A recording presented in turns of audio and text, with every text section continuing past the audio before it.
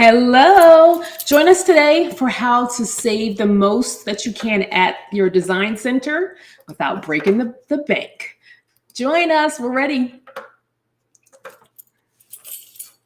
Awesome. I think we're still learning how to do the live stream.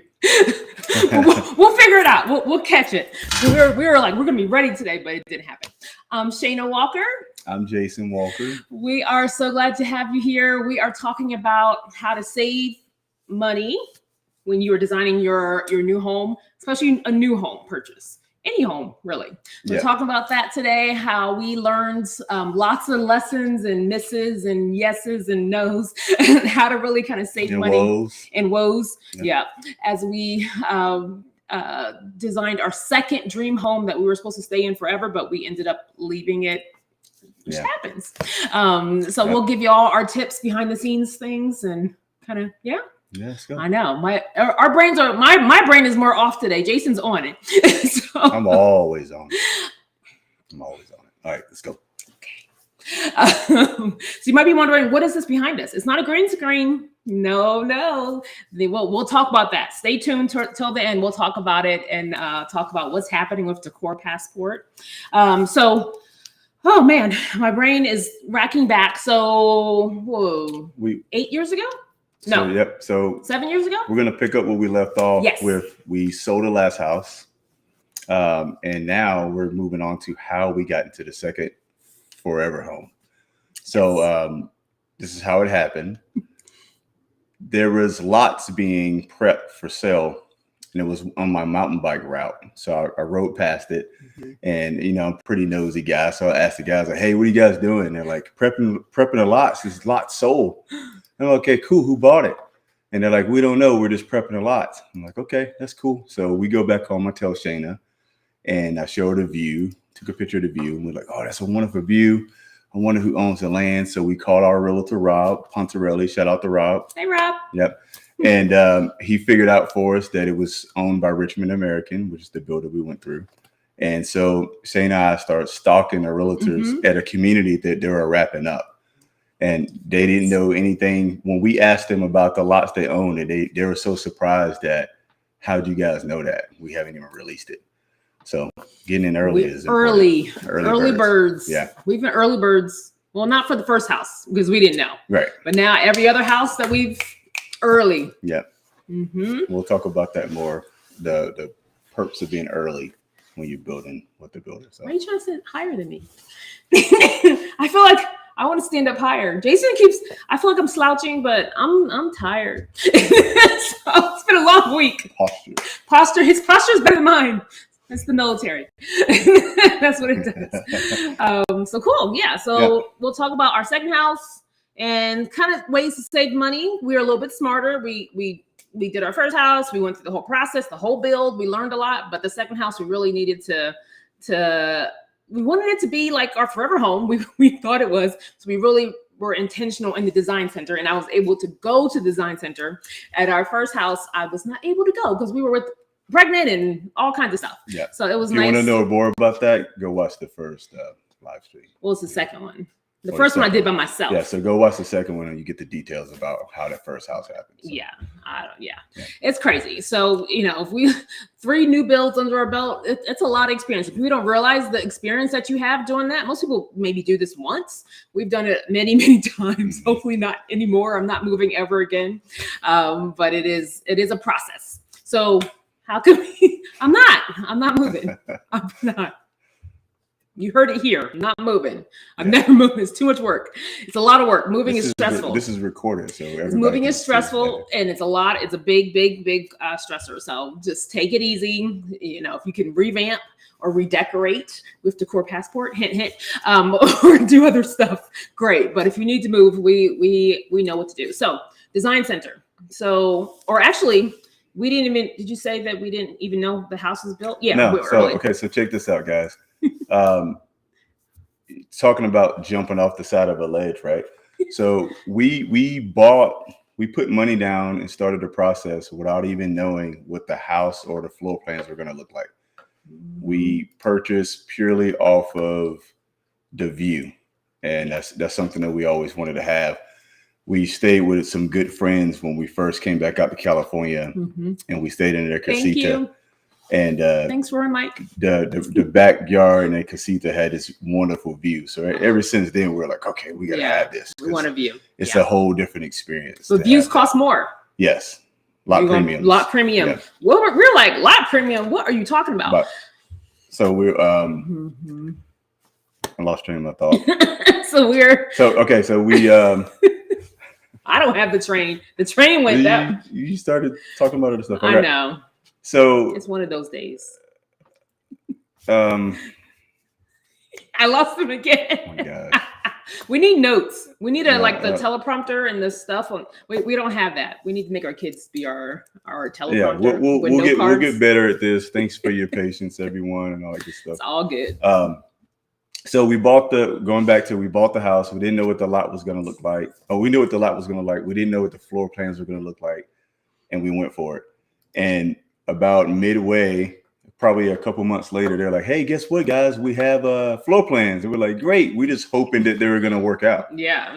And so we had four floor plans. Yeah, 3 or 4. We chose the one that worked for us, which had a great room, is big, wide open. We like to entertain, have people over, huge parties. So it worked out to be perfect because the floor plan was great and the lot was great. So so we'll talk about more. Shay will talk about the design center and how that all came together.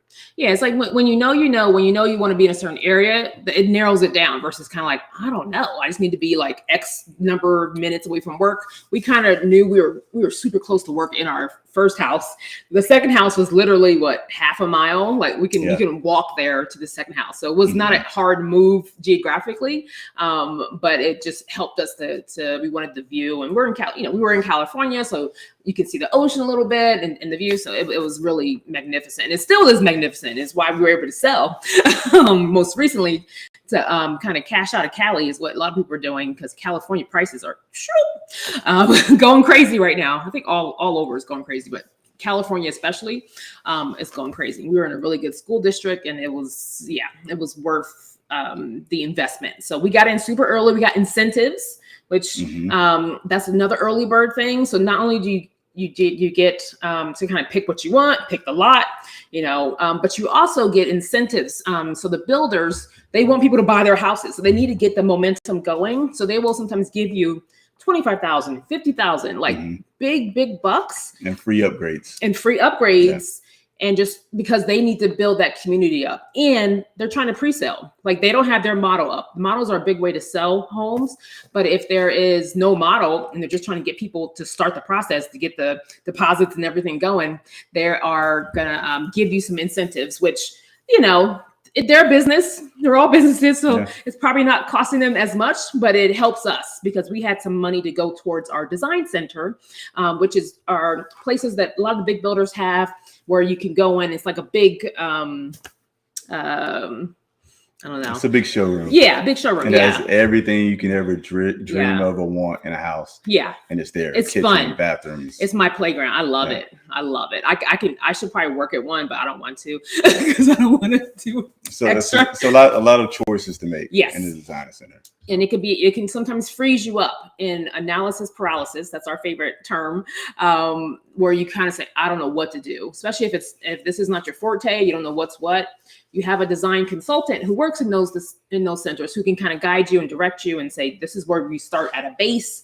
Like usually we start with cabinets as your first kind of big purchase or big pick, big choice. And then you can kind of make your design from there. So you're doing all the stuff that's the meat and bones of your house, your flooring, your cabinets, your plumbing, your bathroom, all those kind of things are being done at the design center. Styling and decorating, that's not done at the design center.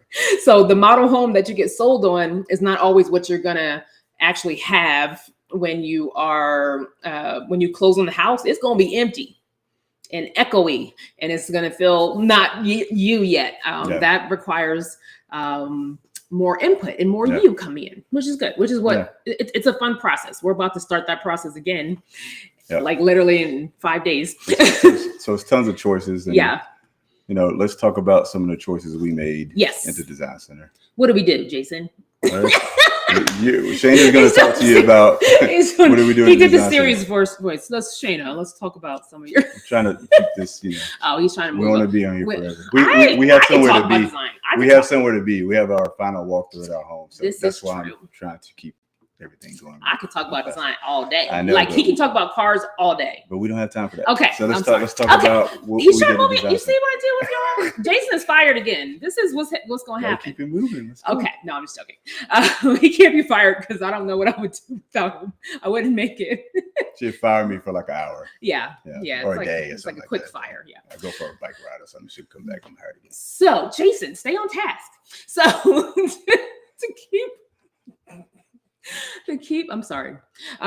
to stay in budget for this design. So our first house, we had no money. It was like negative money to go in the design center. This house, we had some incentives from the builder.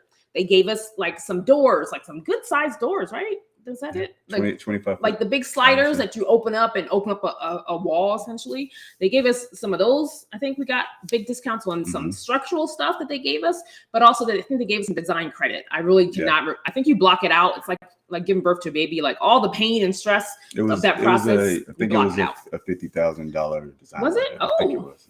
It was a nice one. That's good money. Yeah, and it shrunk as they sold more houses. That shrunk until it was like 10,000. Exactly. Yeah, like just why early is good.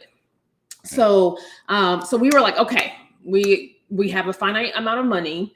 There's certain things that we knew from our first house that we definitely wanted to change and upgrade for this one. Moving in, we're just a different level. We're older, we're wiser. Our kids are a little bit bigger.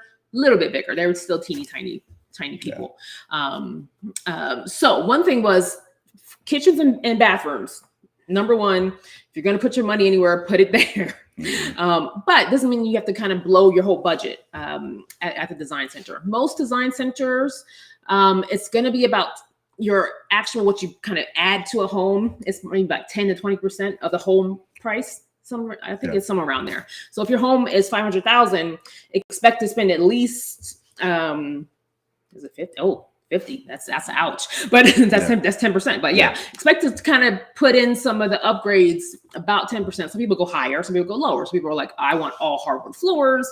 People are like, I want all the blind, like everything done. So your design center budget is going to go higher. And then you usually have to pay that design center budget. Like you pay for your house, you pay your deposit, usually for a house. But if you go way above the limit for your upgrades and design center choices, you're going to be asked to pay a portion of that or all of that extra cost. Yeah. So be prepared. Be Sometimes prepared for that. Sometimes it's 20% and sometimes it's all of it. Yeah.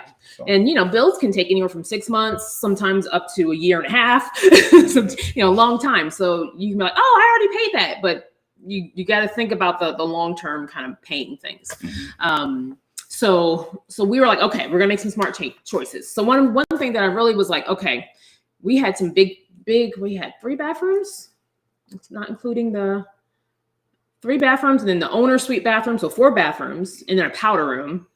And then it was a good size house. It was what, 3rd, 4th? Oh geez, I'm losing it. I lost it already. Shayna's losing it. I lost it. It was a nice size house. It was a good size house. So it was not a small house by any means.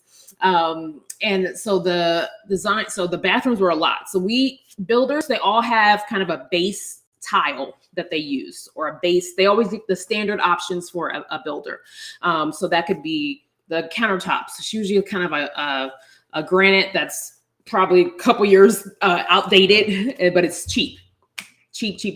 Or a tile that's usually a 4x4 kind of white subway look tile, but it's in a square versus a rectangular kind of subway tile. And it depends on the builder. So you will be given, if you do nothing to the house, they will just put in base options into a house that might not be what you like. But even with the base options, you can do a little bit of tweaking and zhuzhing to make them feel more custom and more like it's a customly designed option. So one thing we did was we changed the grout color. I was so tired of white grout and cleaning it. Jason's a cleaner in the house. I'm washer. Yeah, we literally need a pressure washer. So it's faster. When you have white grout and all this stuff, everyone knows, it's a task. It's maintenance. You have to maintain your house. That's a whole nother live stream, right? Yeah. It cuts your field day in half, pretty much. No one knows what field day means, Jason. Yes, they do. No, they don't. No one says field day. Comment, leave a message or something like that if you know what field day is. Cleaning day. Okay. Yes. So let's go back to the grout. Me and Jason, go back to the grout. Okay. So the grout, we decided to change our grout to like gray was kind of in 7 years ago. Still is in, but even more so. It was kind of a bigger trend. So we did a gray grout, and then the builder had to sign a disclosure because if it's not white grout on white tile, you're going to see the gray grout. It might not be perfectly falling into the grout spaces. You can see some more imperfections. So we were like, we don't care. We just don't want the white grout anymore. We're tired of it from our last house and other houses we lived in over the years, because it's a common thing. Just white tile, 4x4, sometimes a 6x6 inch tile. So we did the grout, but we also did stack like a brick lay. So it wasn't, I don't know what I'm doing. We did a brick lay, kind of stack like classic brick style versus they were just going to do like a straight stack for the 4x4. Yeah. So the builder was basically going to do what you see behind us. Yeah. Like and not as nice as these ones. But anyway, so we upgraded the grout. We changed it to brick lay, and we did that for all the bathrooms. And that cost. And we took it to the ceiling. Yeah. Oh yeah. I thought that. Yeah. We took it to the ceiling. That cost was a couple $100. They're already going to give you, they already have it in your budget. You're already paying for the base tile. So if you just change a little bit of how the tile installers install it, like the brick lay or sometimes even a straight lay, depending on what you want to do. Straight lay is better now. If you have a subway and you do it straight lay, it looks a little bit better now. And that's kind of been a trend. And just changing the grout, grout is cheap. Mm-hmm. We were able to kind of have a more higher end look for our bathrooms, our big bathrooms, and they were the kids' bathrooms. I think we even did it in our primary. We did. It just looked a little bit better. It looked more custom and looked done. Like, whoa, great. And then we kept all the same chrome kind of fixtures. We didn't change. We didn't upgrade that. But changing your plumbing fixtures to brass and gold is a big thing now. It wasn't as much couple of years, many years ago. It was either chrome or polished or satin finish. Yeah. The matte black was a brushed aluminum. Or something. Yeah. Matte black is but yeah, there's certain things that just the builder can do well. And so if you see their base options, ask them to change the configuration of how they're going to lay those options. And that could be floor tile and wall tile. That could be your backsplash. If they're like, oh, we only do a subway tile, lay it in a herringbone pattern. Don't do double herringbone. That tortures the builder. But you might just pay a little bit more for the labor change versus the material is already built into your base house. So that was one big thing. What else did we do? The outdoor, the kitchen. Yes. Yeah, we did. In our first house, we were, it was a lot of a sticker shock. Everything was like, what? We had never owned a big house like in our first house. So landscaping, which wasn't even that expensive for what we did at that time compared to where things go. We were like, we wanted a kitchen and all this stuff for our first house. We just didn't do it. It just didn't happen. It was not in budget. We just had a baby. We had a little baby. Childcare was no joke. We were working and all kinds of stuff. But we were like, okay, this next house, they had an outdoor kitchen built-in option. We don't have to do all that work. We can at least enjoy our outside of our home. It was a great view. It was all those things. We can enjoy the view without paying after the fact. We knew we had to do landscaping and we knew it was coming, but it was nice to kind of say, okay, it's done with the build, because we know landscaping takes a while. We were planning on a pool for this house. So we were like, let's do it. So that was nice to just certain things that you want to get done. And it helps your family, it helps your life, helps you guys enjoy things. You just enjoy your house more. Do them with the builder. I think that's the best advice we can have. We've all done it. We'll say, oh, we'll do this later. Yeah. And some people do it later, but most of the time you don't do it. And when you decide to do it, it's going to cost you more.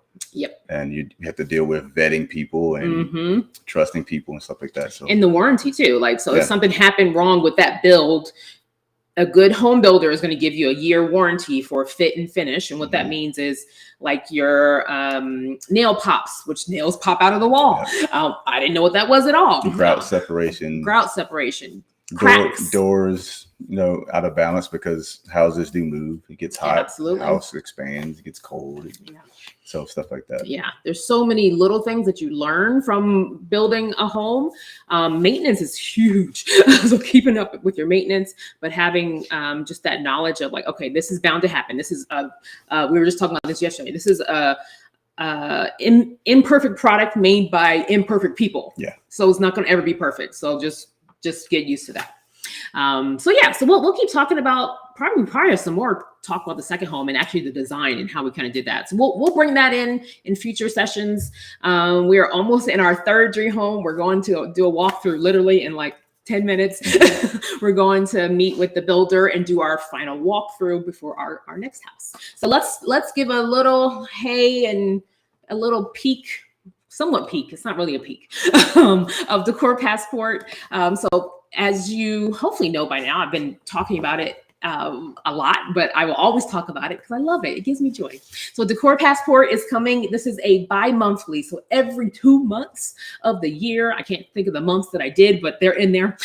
Every 2 months, we are sending just beautifully crafted artisan goods from around the world to you, straight to your doorstep, that are curated by moi, curated by me, beautifully designed items that can just give your home that look of, I just got back from Africa. I just got back from Bali, without actually having to go there. Sometimes it's hard to get there. It was hard. We still have little babies. I still call them babies, but they're getting big. But it's hard to travel and move around and working in school and taking care of kiddos. So your home doesn't have to necessarily not show that personality of a well-traveled home. So that's why Decor Passport is born. So we're busy behind the scenes.